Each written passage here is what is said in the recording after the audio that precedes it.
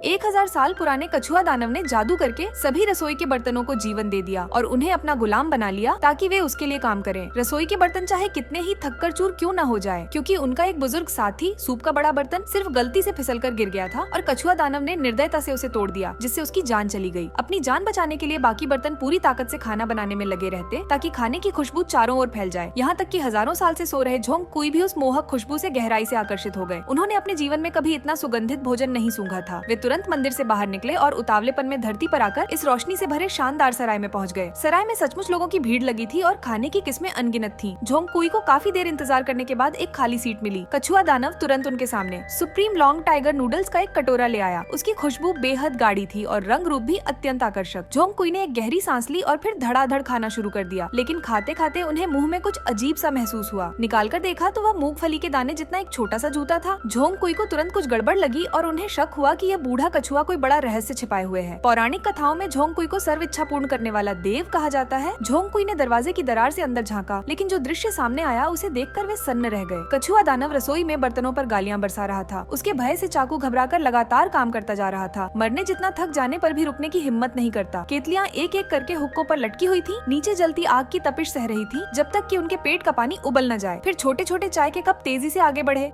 खुद ही गर्म चाय से भरकर परोसने की जगह की ओर चले गए। बड़े बर्तन को सैकड़ों किलो पानी का दबाव झेलना पड़ता था और उसे खुद ही 3 स्वादों वाली अग्नि उगल कर अपने आप को पकाना पड़ता था। इसके बाद प्लेटें और कटोरियां एक दूसरे से आगे निकलने की होड़ में सामग्री उठाकर बर्तन में डालने लगी। चम्मच कतार में खड़े थे, हर पल इस्तेमाल के लिए तैयार। कुछ ही पलों में एक पूरी दावत तैयार हो गई। हर तरह के व्यंजन मौजूद थे। अंत में सबसे खास व्यंजन भुना हुआ दूधिया सुअर आसमान छूती खुशबू फैला रहा था। लेकिन तभी एक हादसा हो गया। कतार के आखिर में खड़ा पुराना मिट्टी का बर्तन पूरे 1 महीने से बिना आराम किए अब और नहीं सह सका और जमीन पर गिर पड़ा। अंदर की हड्डियों का सूप चारों ओर फैल गया। कछुआ दानव ये देखकर आग बबूला हो उठा और सारी गलती उसी बूढ़े बर्तन पर डाल दी। फिर भी कछुआ दानव ने उसे खिड़की से बाहर फेंक दिया। हालांकि उसने वर्षों तक बहुत मेहनत और सेवा की थी, जहां वह टुकड़े टुकड़े हो गया और उसका दुखद जीवन हमेशा के लिए समाप्त हो गया। आसपास पहले से ही मरे हुए अनगिनत बर्तनों के ढेर लगे थे। ये सब देखकर झोंक कुई का गुस्सा भड़क उठा और उन्होंने निश्चय किया कि इस कछुआ दानव का अंत कर दिया जाए। उन्होंने रसोई की ओर एक सांस में दिव्य ऊर्जा फूंकी। एक पीला ताबीज खामोशी से उड़ता हुआ कछुआ दानव की पीठ पर चिपक गया। तुरंत ही उसमें से जबरदस्त खिंचाव पैदा हुआ। कछुआ दानव डर से कांप उठा और मेज के किनारे को पकड़कर पूरी ताकत से विरोध करने लगा। इसी दौरान रसोई के बर्तन आगे आ गए और हथौड़ों से उसकी उंगलियों पर जोर जोर से वार किया। अपने दिलों में दबा हुआ सारा गुस्सा उस पर निकाल दिया। दर्द से कराहते हुए कछुआ दानव ने हाथ छोड़ दिया और पल भर में पीले ताबीज के भीतर खींच गया। तभी आकाश से एक छोटा सा जूता गिरकर उस ताबीज पर आ पड़ा। शिवजीव भी दौड़कर आया। वह जूता असल में उसी का था, लेकिन कछुआ दानव की किस्मत इतनी अच्छी नहीं थी जहाँ से वह कभी आजाद नहीं हो सका। उसे जीवन भर के लिए उस ताबीज में कैद कर दिया गया।